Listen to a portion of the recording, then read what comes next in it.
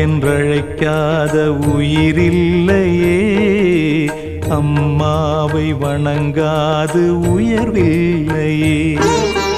அம்மா என்றழைக்காத உயிரில்லையே, அம்மாவை வணங்காது உயர்வில்லையே.